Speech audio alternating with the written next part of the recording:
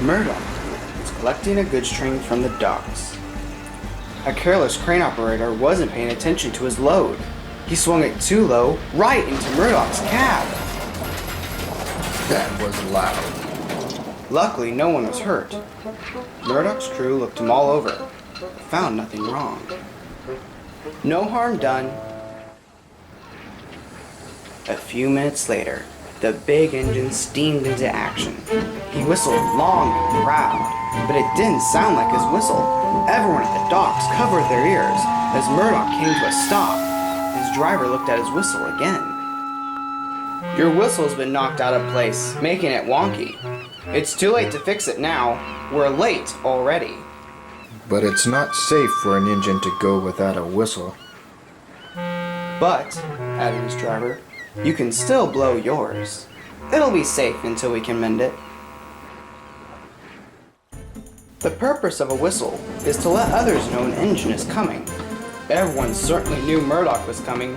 The noise from his whistle was awful. Lorries skidded. Animals scattered, engines were caught unaware, and pedestrians covered their ears as Murdoch passed. Murdoch wished he could be more quiet, but it was no use as he passed another whistle board.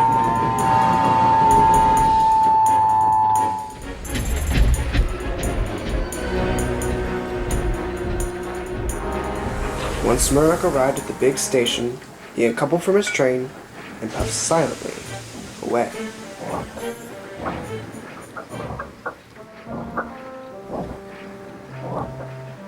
He didn't want to stop and chat. He simply wanted some peace and quiet as he rolled into the shed.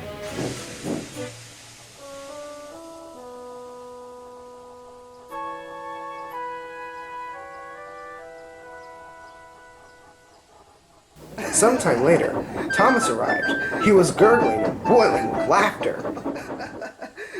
What's so funny? Oh, shortly after you left the station, a constable arrived and asked Sir Topham Hatt who had the ear-splitting whistle. When he found out, he wrote regular disturbance of the peace in his notebook. To think, Murdoch turned criminal, said James, who had just arrived. Do you like chaos and noise now, Murdoch? Certainly not, Thomas. Our Murdoch would never disturb the peace. He loves peace and quiet. What do you have to say, Murdoch? Murdoch said nothing. He knew he had the right to remain silent, because anything he said would be held against him by the other engines.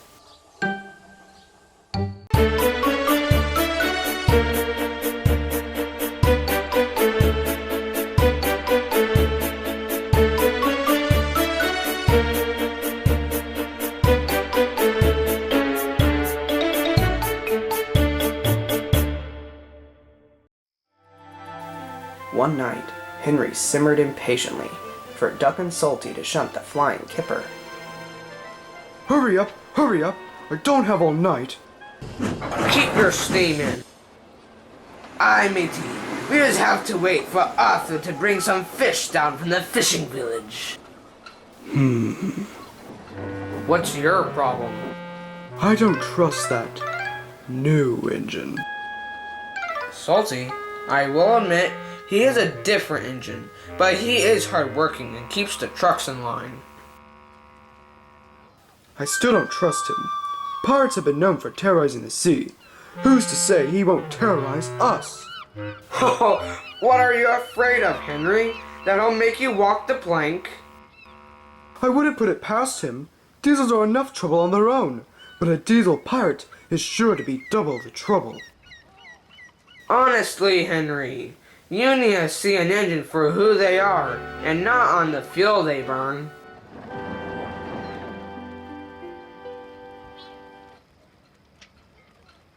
Soon it was time for Henry to leave, but Arthur still hadn't arrived. Where is Arthur? He's never late. Just then, Arthur arrived. Sorry I'm late.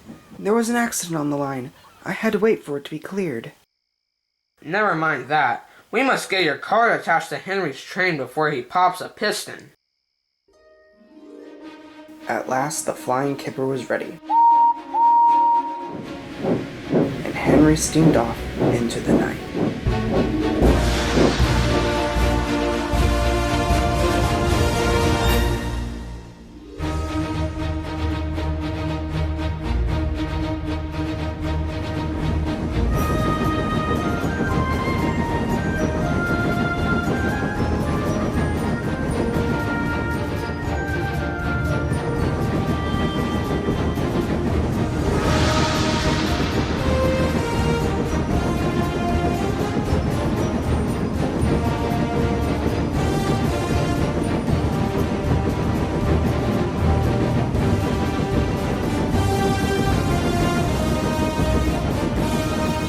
The journey was going well.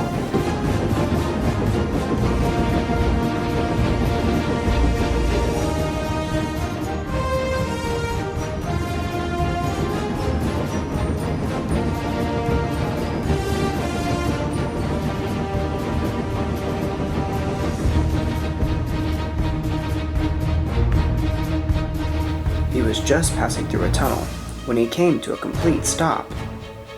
Henry was puzzled. Why have we stopped? You silly great engine. You were so impatient that we forgot to fill up on water. Now we're stuck here. Bother! The other engines won't let me live this down! Me, making such a rookie mistake. Henry has run out of water in the tunnel. I need one of you engines to push him to Vickerstown. Another engine will finish the journey from there. Any volunteers? Beg your pardon, but the last time I was Henry's back engine, I smashed the rear van. Aye, reminds me of the time I smashed that spiteful brake van, replied Douglas, who had just arrived with the late-night goods. I'll go, sir. It'll be nice to stretch my wheels. Right then, off you go. Setting course for the tunnel.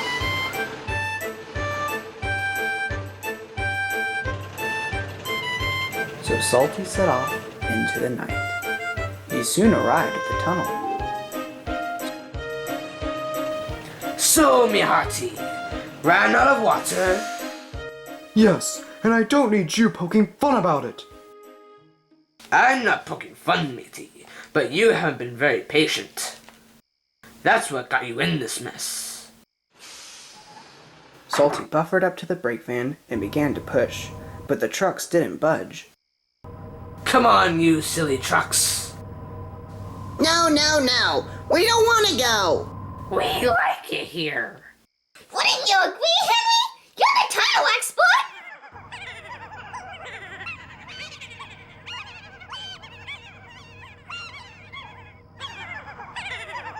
Oh, give it up.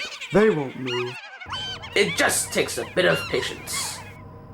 A yo-ho-ho and a bucket of prawns. Until it spins. Sang the trucks, and slowly the train began to move. Henry was surprised. However did you get them to behave? It's me secret. It takes just a little patience. That's all.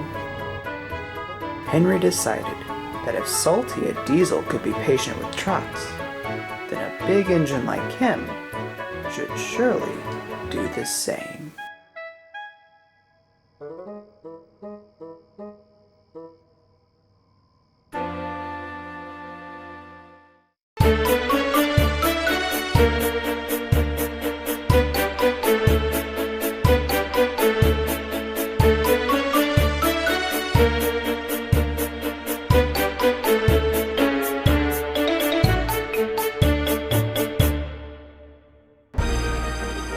Harold the helicopter is pride of the sky. He rescues anyone who's in trouble. He thinks there is no other hero than him. This makes him boastful.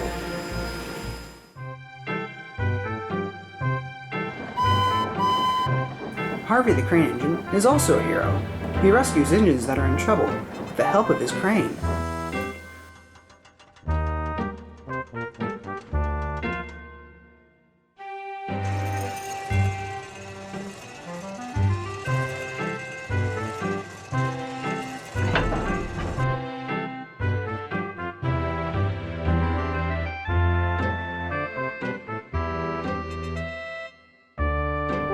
One day, Harvey was rebuilding some derailed trucks. Harold was resting close to the line.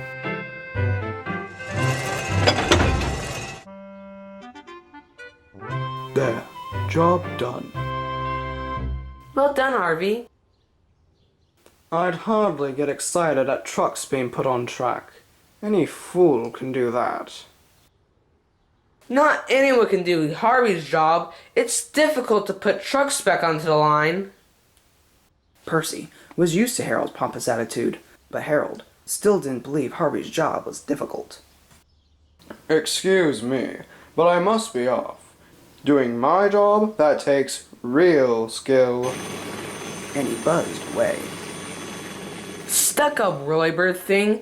Never mind, Harvey. Your job does take skill. He'll see. Harvey wished he didn't always have to prove himself.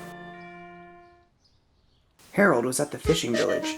He was taking an injured fisherman to hospital. Above him, Douglas was shunting a train of oil tankers.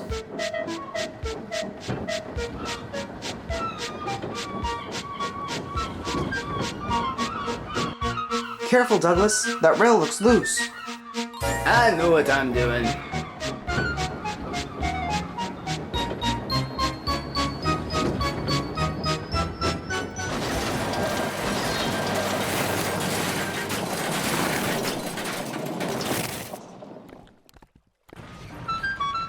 Luckily, no one was hurt, but the tankers were now dangling dangerously above Harold. His pilot examined the tankers closely. It's too dangerous for us to take off. The wind from your propellers could dislodge the trucks, making them fall down on us. Harold was upset, but there was nothing he could do. He was grounded. Luckily, Douglas was able to take the injured fisherman to hospital. Harvey soon arrived to clear the mess. He looked at the tankers. They were at odd angles. It'll be difficult to clean this. Harvey began to clear the mess.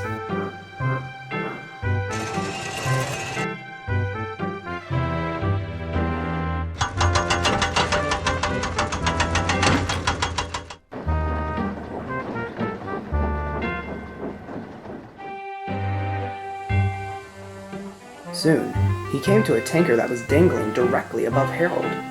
There was another tanker resting on top of it. It was the only weight keeping the tanker from falling. Please be careful. A fisherman cried. If that tanker falls, the oil will seep into the ocean and harm the fish. And me! Fumed Harold. Harvey was nervous, but still stayed calm as he observed the jumbled mess. If he moved the tanker on top first, then the one on the bottom would fall on Harold. But if he moved the one on the bottom, then the one on top would burst open, pouring into the sea. But Harvey knew what to do.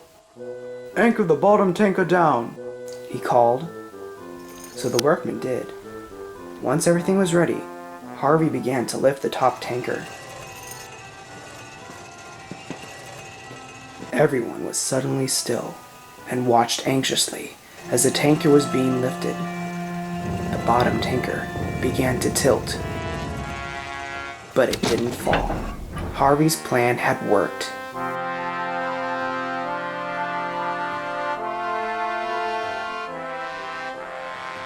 That was real skill. fine piece of work, cried some workmen. Soon, both tankers had been moved safely out of the way. Harold wasted no time and took off into the sky, but not without saying, couldn't have done it better myself. Harvey smiled. Coming from Harold, that was high praise indeed.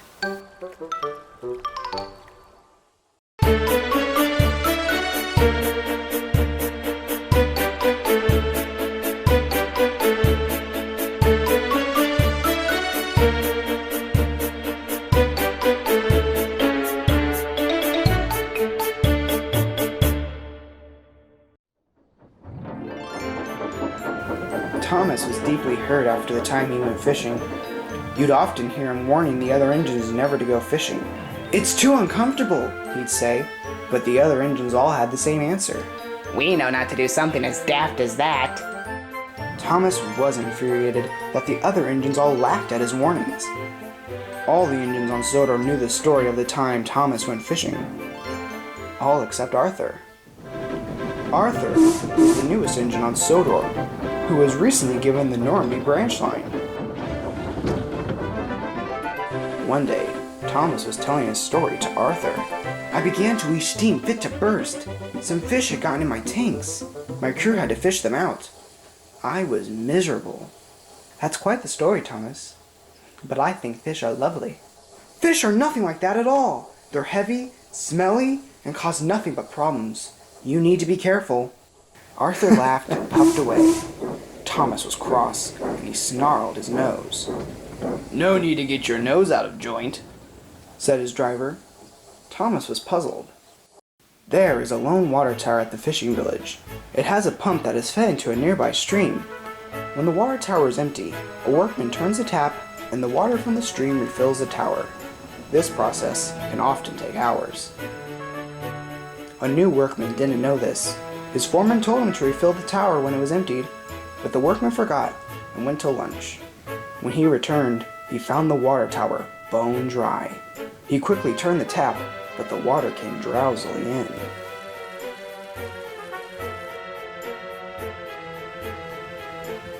This is taking too long. If it's not filled, I'll get in trouble. The workman found a bucket and some rope and began to draw water from the sea. Once he had the bucket full, he clambered up and poured the water into the tower. He repeated this process over a dozen times.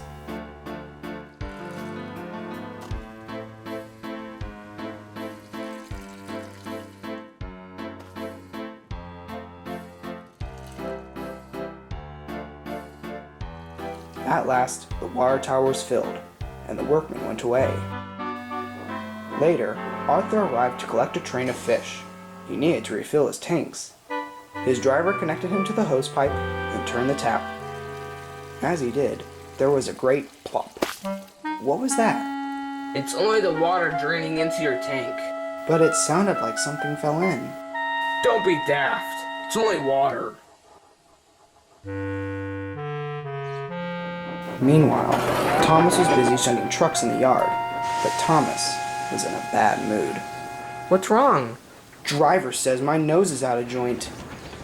Did you bump into a truck too hard? No. Driver says it means to make a fuss over nothing. Nose out of joint. What a funny saying. Driver said after Arthur laughed when I told him the time I went fishing. Well, it is kind of a funny story. Well, it wasn't funny for me. It was an unpleasant experience. Just then, the yard manager arrived. Thomas, you need to collect the breakdown train and take it to the junction. Why? Apparently Arthur is having trouble with the fish. Thomas was confused. Arthur's quite good with fish trucks. I wonder what's wrong. Thomas was surprised when he found Arthur in the middle of the line, covered in fish. Goodness me, what a pong! Arthur was embarrassed. The journey was going well when my steam pressure rose so suddenly. It startled my driver and he put the brake on too quickly. Fish fell all over me. I wonder what caused your steam pressure to go up. Arthur looked at his buffers. Thomas knew then. Arthur, do you have fish in your tanks? Yes. I should have heeded your warning. Thomas laughed. Oh, not to worry, Arthur. Now we both have fishy tales to tell. This made Arthur feel just a bit better.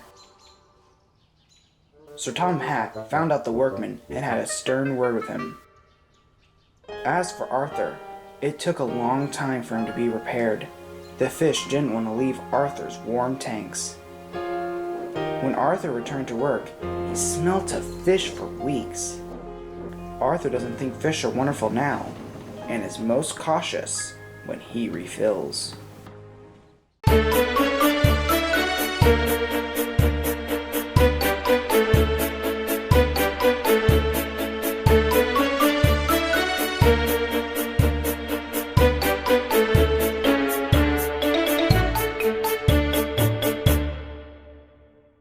Spencer the private engine had returned to Sodor with the Duke and Duchess of Boxford.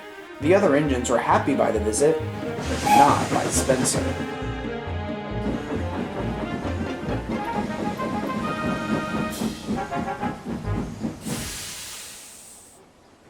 What are you doing here?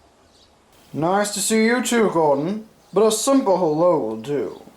I brought the Duke and Duchess of Boxford for a special meeting with the mayor.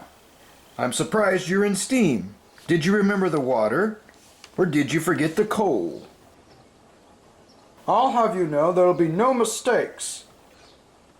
But there seems to be one already. What? They put a slow engine like you on the express. The engines weren't the only one with an unwanted guest. Sir Topham Hatt was having trouble of his own, not with the railway, but at home. An inspector had found ants in the Hat's home, leaving it unlivable. That's why the Duke and Duchess of Boxford have kindly lended Spencer to take my wife to the mainland. Forgive me asking, sir, but why? Well, to put it plainly, she said either they go or she goes. She is going to visit my mother until the bugs have gone. It'll be my pleasure to escort her, sir. Spencer was pleased with his special. The next morning, Spencer was simmering nicely as Lady Hat climbed on board. Percy was pulling some trucks into the yard. He was just passing over the switches when one of his trucks collapsed unexpectedly. Spencer was surprised. A workman rushed over to inspect. Just as I suspected, termites. Look what you did. It's always little bugs like you that get in my way. I'd watch your tongue if I was you. Calling Percy a bug is a mistake. And it was the termites' fault, not mine. Oh, please. A little bug causing trouble for a big, strong engine like me?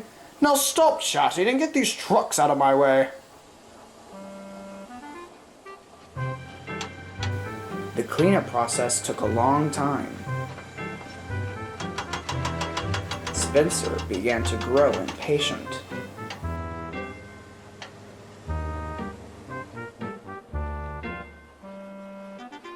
But at last, the mess was cleared and Spencer was off. Spencer raced on the main line. He was still cross about earlier, but he couldn't stay mad for long. It was a lovely day. The sun was shining, and the green field looked lovely as they turned to a faint blur.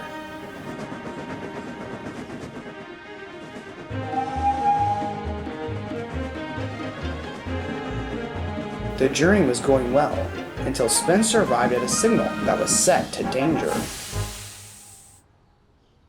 Bother! Why are we having to stop? We're a special train! No one knew why they had stopped, No worries. said his driver. I'm sure we'll be on our way soon. So they waited and waited, but the signal never changed. This is ridiculous. So Spencer began to move forward, but his driver put his brakes on hard. Don't be silly. It's dangerous to go past a red signal. Every engine knows that. Spencer was cross, and so was Lady Hat. They continued to wait, but the signal stayed red. Other engines passed and took no notice. I have never waited at a signal this long in all my life. His crew were also growing concerned, so the fireman went back to the last signal box. He wasn't gone long when there was a terrible commotion. Spencer, what are you doing sitting on the main line? If you haven't noticed, my signal is red and will be that way forever. Nonsense. Signals don't stay red forever. But it did, and soon the express was over 20 minutes late. When Sir Topham Hatt found out, he was most concerned. He arrived on Percy, who also brought workmen. Dear, oh dear, Spencer, you've missed your path. Sorry, sir. But what I can't understand is why that signal hasn't changed. We had an inspection a week ago. I think I can shed some light, sir. We found an ant in the signal, and it chewed through the wires and got in the way of the receiver. Sir Topham Hatt gurgled with laughter as he turned to his wife. Well, my dear, it seems that this day has been bugging you. Lady Hat snorted and closed her carriage window with a slam.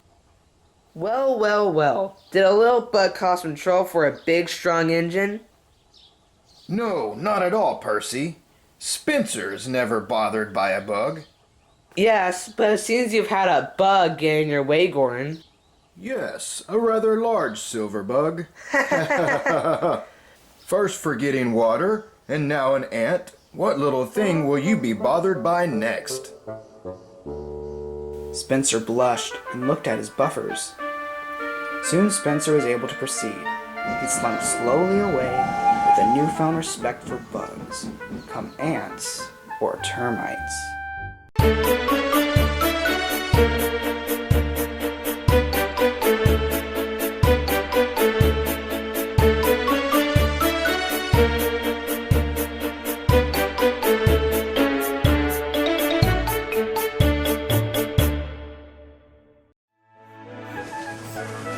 Come on, you silly trucks.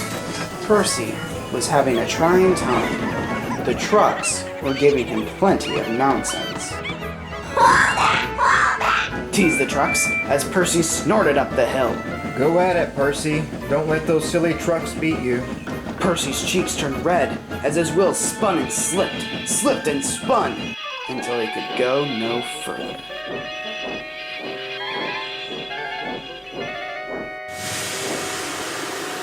Bother! I'll call for help. The trucks giggled with triumph. When engines are having trouble, sometimes a banker is called. A banker is an engine that helps push other engines when their loads are too heavy.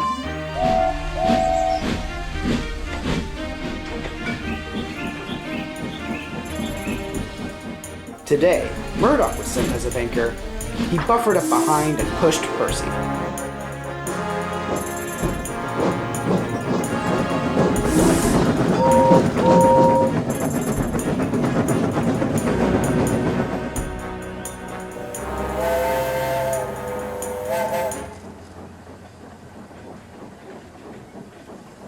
Murdoch, you are a strong engine. Yes, I am very strong. Then tell me why you would push Percy up my hill. Goodness, Gordon. I didn't know you wanted to give up your express and take a permanent career as a banker. Big, strong, tender engines like us don't waste our talents pushing engines up hills, let alone tank engines. That's a small engine's job. Oh, is that why I'm here? To push you up hills? I don't need help going up hills. What's got him so steamed up? He's just embarrassed to think about a bigger and stronger engine than him pushing him up his own hill. To think of an engine intimidated by me. It was bank holiday season time again. That meant more passengers and extra coaches, especially for the express, making it much heavier. Gordon struggled to get his train over his hill, but he wouldn't let himself get stuck. He pulled and tugged with all of his strength, but the strain was taking its toll on the big dual engine. A few days later, Sir Topham Hatt had a special job for Gordon. This has been one of the best bank holidays we've had. Gordon, I want you to deliver the profits in a special post train to the mainland. Yes, sir.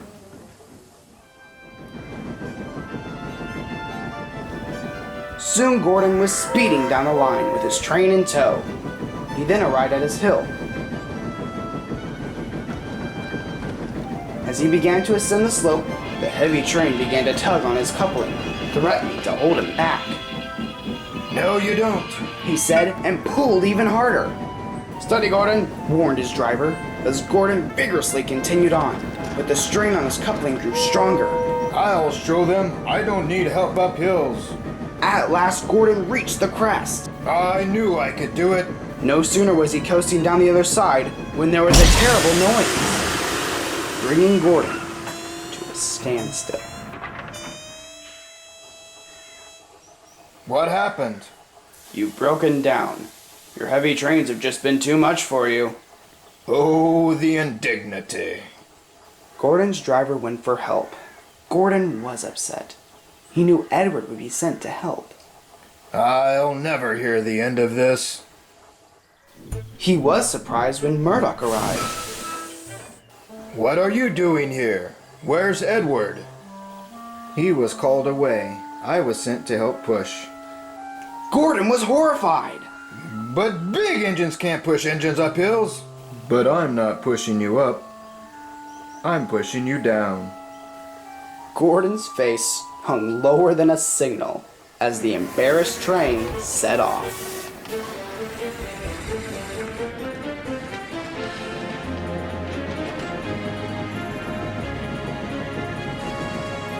As they went down the line, other engines passed by, whistling and laughing. Gordon had never felt so disgraced. You've had a trying day, Gordon. Once you've been repaired, you will have a much-needed rest. Thank you, sir. Sir Topham Hatt then turned to Murdoch. As for you, Murdoch, today you've proven to me how quick you are at taking the initiative. You are a credit to my railway. Thank you, sir. Hooray for Murdoch the banker! You have the railway's finances. So, Gordon, can big engines be bankers now? Gordon said nothing. He was too proud to admit it, but Murdoch could see all too well.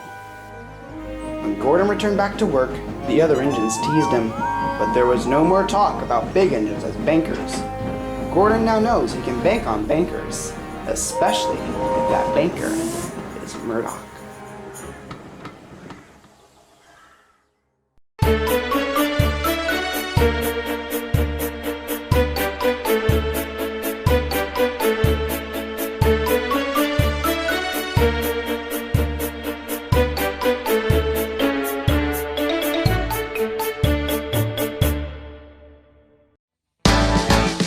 When to stop and when to go, these are things you have to know. When to start, when to break, choices that you have to make. To know what signals mean, where you're going, where you've been, where it's right, where to turn. All these things you have to learn. Get to know your navigation, handle every situation. Every time you leave the station, know you'll reach your destination. Get to know your navigation, handle every situation. Every time you leave the station, know you'll reach your destination.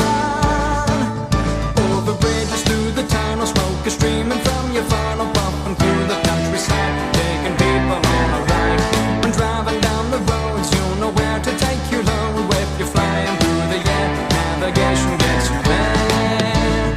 Get to know your navigation, handle every situation. Every time you leave the station, know you'll reach your destination. Get to know your navigation, handle every situation. Every time you leave the station, know you'll reach your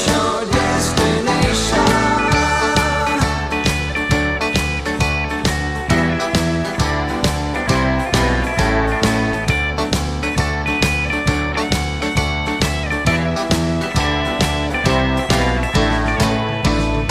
Get to know your navigation, handle every situation. Every time you leave the station, know you'll reach your destination. Get to know your navigation, handle every situation. Every time you leave the station, know you'll reach your destination. When you know a railway sign, you will get there.